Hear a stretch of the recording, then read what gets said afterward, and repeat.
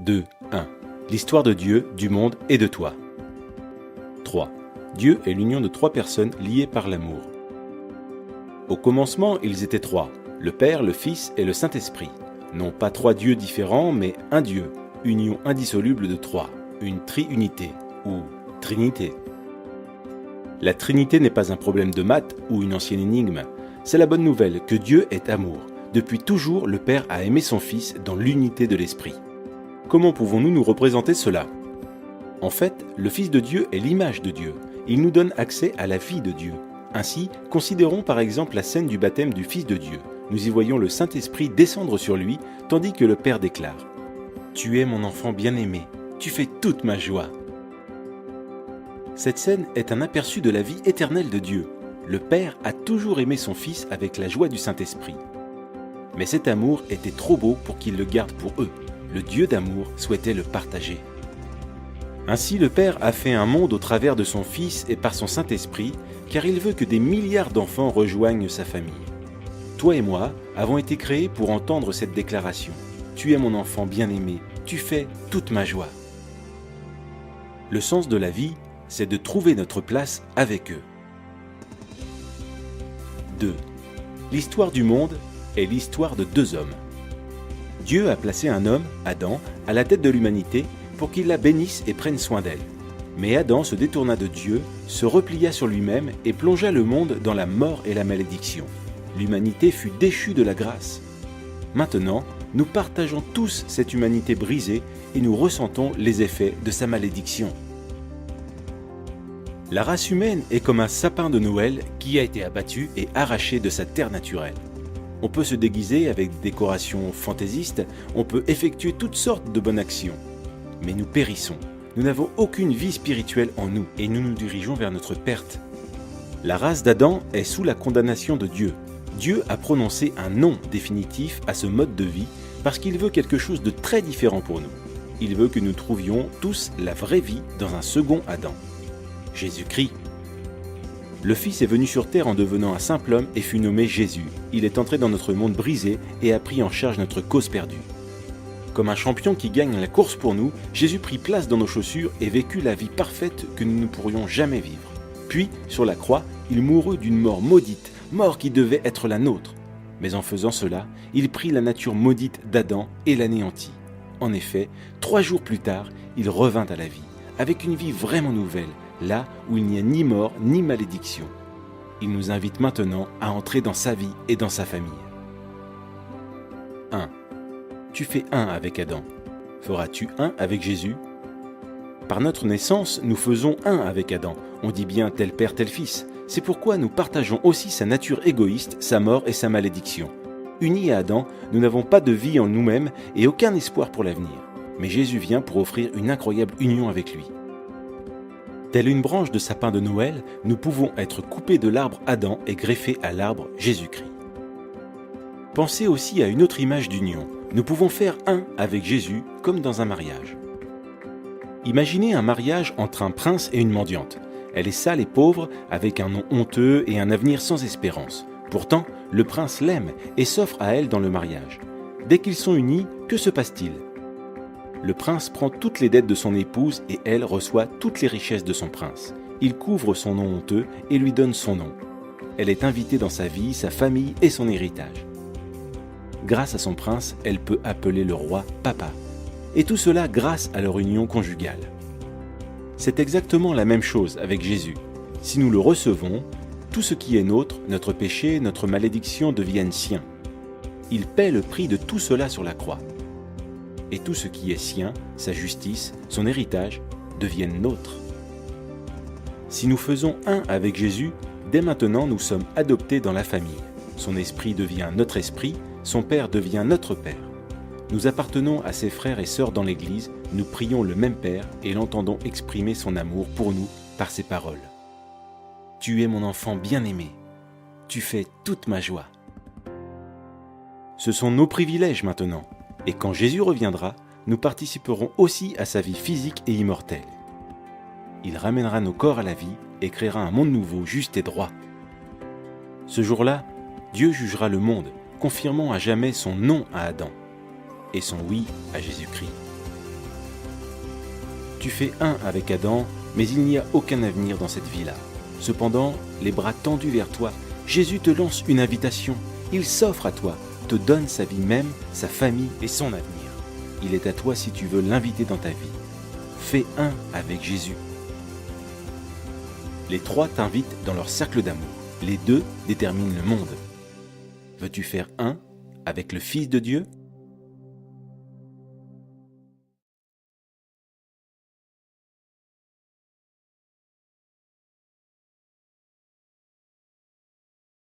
Je vais même maintenant me tourner vers Azadeh que j'accueille parmi nous. Azadeh, tu vas nous dire un petit peu d'où tu viens et tu vas un peu nous raconter ton enfance. Oui. Donc je suis d'origine iranienne. J'ai vécu en Iran jusqu'à l'âge de 11 ans. Après, j'ai eu la chance de venir en France et puis par la suite, j'y retournais régulièrement. J'ai été baignée dans la religion musulmane que j'ai très bien connue, que j'ai pratiquée avec beaucoup de foi, beaucoup d'assiduité aux prières, etc. Et j'avais cette crainte de Dieu avec vraiment un réel amour pour lui. J'avais une religion, mais je n'avais pas de relation. Je n'avais pas de relation véritable avec Dieu. Il s'avérait aussi que j'avais une enfance pas très facile, je dirais. J'étais issue d'une famille assez déchirée. Je baignais moi-même dans la dépression depuis toute petite et c'était quelque chose qui ne me quittait pas. C'était beaucoup de remises en question. J'avais pas véritablement de raison de vivre. Mais dans tout ça, je m'accrochais à Dieu. Et je m'accrochais aussi à des choses sensationnelles. Je faisais des sports dangereux. Je m'accrochais à la science. J'ai fait des études de médecine. Je me fixais des objectifs pour essayer de me donner une raison de vivre. Et suite à tout cela, j'ai fait une rencontre.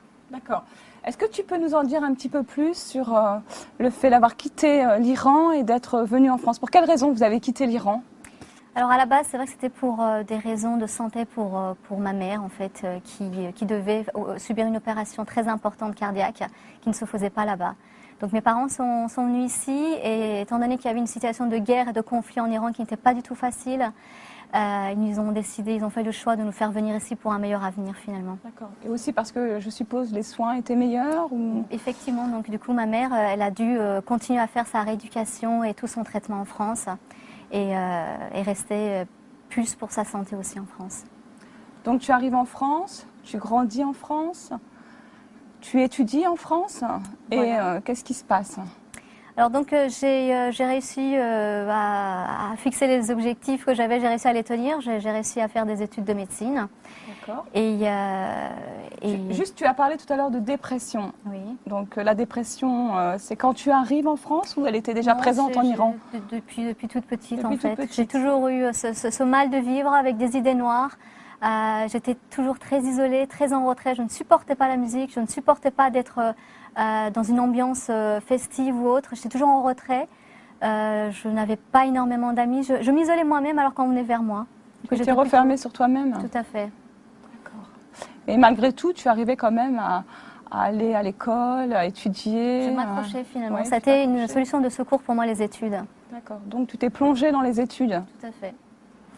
Et ce qui m'a valu la réussite aussi de concours. Et c'est vrai que j'étais brillante et on ne pouvait pas se douter que derrière la facette, il y avait cette dépression. Mes amis ne s'en rendaient pas compte. Ta famille était au courant de cette dépression ? Je pense que je rentrais dans la chambre, j'avais une espèce de mal-être, d'agressivité et d'isolement que je n'arrivais pas forcément à exprimer. Et eux, ils pensaient que c'était plutôt mon caractère. Ils voyaient bien que j'étais mal dans ma peau. Ma mère s'est inquiétée à plusieurs reprises. J'ai même dû avoir à un moment donné un suivi psychothérapeute avec antidépresseurs et compagnie. Et effectivement, avec des idées noires, je ne suis pas passée à l'acte, mais j'étais à deux pas j'étais à deux pas de le faire, effectivement. Alors tu es une jolie fille, tu as fait de belles études. Malgré tout, tu es dépressive. Et qu'est-ce qui se passe ? Eh bien, à un moment donné, quelqu'un m'a parlé, j'ai eu un ami qui m'a parlé de Jésus, qu'il a rencontré, j'avais 24 ans, lui aussi. Il rencontre la foi chrétienne, protestante. Et il m'en parle, j'ai vu sa vie changer sous mes yeux. Et il me parle de ce Jésus que je ne connaissais pas. Et je vois... Alors que tu étais musulmane ? Tout à fait, il le savait très bien. Et je vois dans sa vie concrètement un changement radical. Et lui, il me parle, il connaissait cette soif que j'avais finalement de la recherche du bonheur quelque part. Je lisais beaucoup, des livres de philosophie sur le bonheur. Je touchais même dans le bouddhisme, j'ai cherché aussi.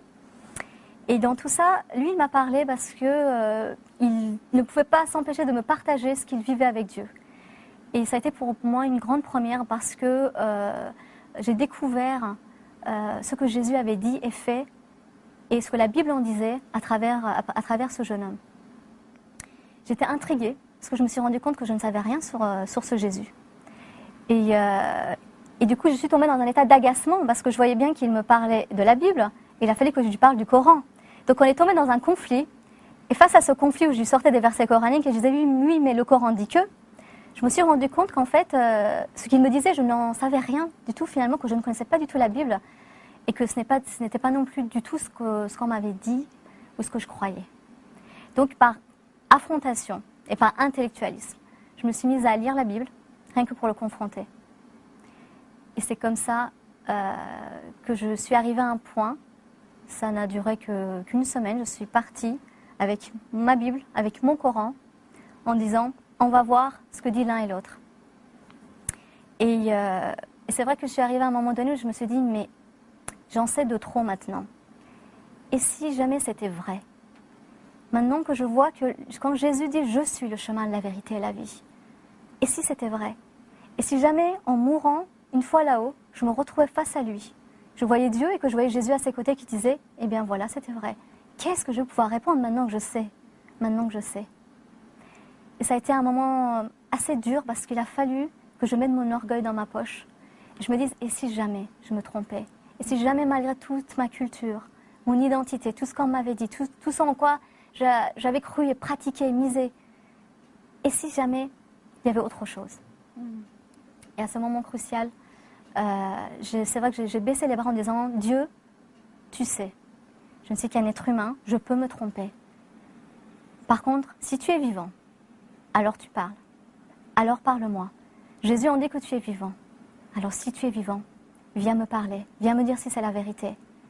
Et j'ai dit, mais si tu sais que c'est toi la vérité, viens me le dire. C'est toi qui viens me le dire.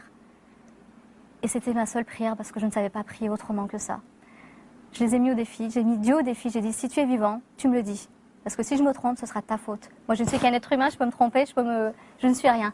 Mais toi, Dieu, si tu es vivant, je veux que tu me parles. Donc tu baisses les bras et tu les lèves vers Dieu. Tout à fait. Tout à fait. Tu lui poses des questions, montre-moi la vérité. Et qu'est-ce qui se passe à ce moment? Alors, à ce moment, je continue quand même à lire la Bible, toujours en me renseignant sur ce que disait Jésus. Et en même temps, je lisais en parallèle le Coran.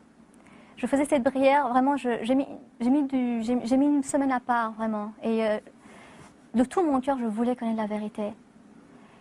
Et à la fin, je vais donner une semaine à Dieu. Je dis voilà, une semaine. À la fin, je n'avais rien reçu de particulier. Je ferme le tout. J'étais partie, en fait, j'avais pris un appartement une semaine à part pour pouvoir vraiment méditer cela. Et le lendemain, je devais prendre l'avion, je rentrais chez moi. Et j'avais déjà baissé les bras parce que j'avais rien reçu de particulier, j'avais rien vu de particulier. Je range tout. Et je me dis, c'est dommage, finalement, voilà, Dieu, tu vois, demain je rentre chez moi, et je veux retourner à ma vie passée, et tu ne m'as pas parlé, et c'est dommage parce que j'ai vu, en côtoyant ces chrétiens, qu'ils avaient quelque chose que je sentais comme vraiment vivant, j'aurais voulu le voir. Bon, après tout, c'est peut-être pas ça la vérité. Donc, tant pis, demain je retourne à ma vie passée. Et je commence à lire des magazines lambda, histoire de me changer les idées, parce que j'avais mis tout mon cœur, ça m'avait un peu fatiguée quand même physiquement. Et au moment où j'étais finalement détendue, déconnectée de tout ça, je sens une sensation étrange physique. Je sens mon cœur qui commence à s'emballer, à palpiter. Et à ce moment-là, j'ai cru, comme j'étais médecin, j'ai cru que j'étais en train de faire un malaise vagal. Alors je m'examine, je m'allonge, je prends mon pouls très sagement et je me dis, ça va passer. Repose-toi, change tes idées, tu as trop réfléchi, tu vas te rétablir, là, ça va passer, c'est juste psychologique. Et au fur et à mesure, cette puissance a pris de l'ampleur, au point que j'ai réalisé qu'elle ne venait pas de moi, mais qu'elle venait de l'extérieur. Et là, je m'assois sur le canapé, je réalise que ce n'était pas moi, qu'il y avait une puissance qui m'englobait et qui, dans la salle, envahissait toute la pièce. Et là, je me dis, je réalise, je me dis, mais c'est Dieu. Et forcément, là, saisie de crainte, je me cache le visage dans les mains, je me dis, mais oh, Dieu, c'est Dieu. Et là, j'étais saisie d'une crainte sainte en me disant, mais qu'est-ce qui m'arrive, qu'est-ce qui se passe ici? Et soudain, cette puissance se transforme en amour. Un amour éternel, un amour qui n'est pas humain, un amour qui envahissait la pièce, qui était désintéressé. Un sens de sacrifice, d'un amour magnifique, indescriptible. Et en même temps, une paix, une sérénité, quelque chose de solide, de fort, de sain, de véritable. Et là, j'entends un homme qui me parle. Excusez-moi, même encore 10 ans après, j'en suis émue parce que ce n'est pas rien de rencontrer Dieu. Ce n'est pas rien de rencontrer Jésus. En cet instant, il m'englobe et il me dit, tout ce que tu as entendu est vrai. Je suis là maintenant avec toi. J'ai toujours été là avec toi et je serai toujours là avec toi. Et c'était Jésus. Je savais que c'était Jésus. En cet instant, j'étais remplie de son amour. Je suis tombée en larmes à genoux. J'ai pleuré pour toutes ces mauvaises pensées que j'avais à son égard. J'ai réalisé combien il était pur, combien il était saint, combien j'étais sale. Et en même temps que je pleurais, je riais aux éclats de joie parce que son amour m'envahissait, parce que sa joie était immense. Et c'était une sensation non seulement extraordinaire, mais qui a bouleversé ma vie parce qu'il m'a donné une raison de vivre. Moi qui ne le connaissais pas, je lui disais, mais tu as été toujours avec moi, mais je ne te connaissais pas pourtant. Et tous ces moments de difficulté, alors que tu étais avec moi, tu m'entendais. Et c'était ça, il était là. Et ma vie a pris un sens. Je savais pourquoi j'étais là. Parce que Dieu m'aimait, qui m'avait créé. Et où j'irais, que si je devais mourir sur le champ, aujourd'hui encore, si je traverse la rue, qu'il m'arrive un malheur, quoi que ce soit, je sais que sa main me tient. Et ça, personne ne peut me l'enlever. On me l'enlever parce qu'il est vivant. Là, 10 ans après, il a fait tant dans ma vie. Il m'a donné le pardon pour mon père, avec qui je me suis réconciliée alors qu'il y avait une rupture, qui nous avait abandonnés, qui nous avait laissé tomber. Il est venu, il m'a vu me marier. Dieu m'a donné un homme alors que j'avais la phobie du mariage. Il m'a délivré de cela. Il m'a donné des enfants merveilleux. Et j'ai connu sa joie au lieu du deuil, tout comme on l'a chanté tout à l'heure. D'accord.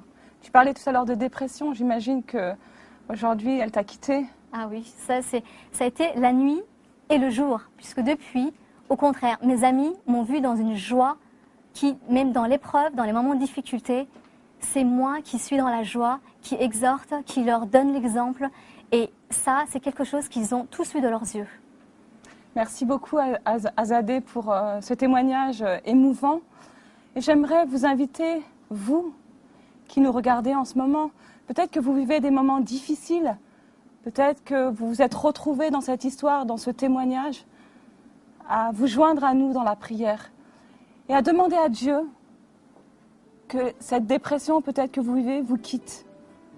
Comme Dieu a pu le faire pour Azadeh, il est capable de le faire pour vous. Alors courtement, nous allons demander à Dieu de venir dans vos vies. Seigneur mon Dieu, je te prie pour ces personnes qui nous regardent en ce moment. Peut-être vous avez été touchés par ce témoignage. Peut-être vous avez été interpellés par l'histoire d'Azadeh. Peut-être que vous vivez des moments difficiles, peut-être que vous êtes dans la dépression, dans la difficulté, que vous ne savez pas comment vous en sortir.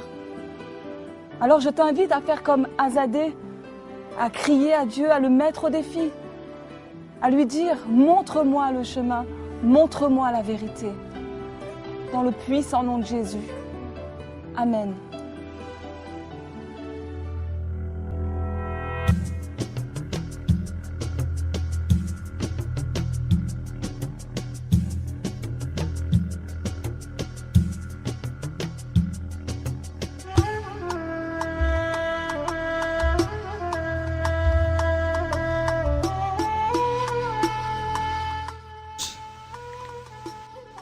Que les islamistes font très bien. Actuellement, les chrétiens d'Égypte bénissent le Seigneur pour l'État islamiste.